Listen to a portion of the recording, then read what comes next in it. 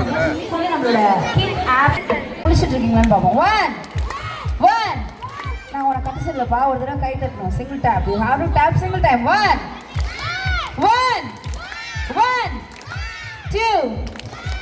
2 3. நான் 3 சொன்னா கத்தணும்னு சொல்லலையே, ரெண்டு கையும் இந்த மேலே தூக்கிட்டு ஹே அப்படின்னு சொல்லணும். Okay, ready? 3. எல்லாருமே பேக் சைடில் சார், நீங்களாம் பண்ணவே இல்லை. ப்ளூ டிஷர்ட் சார், எனக்கு தெரியுது. 3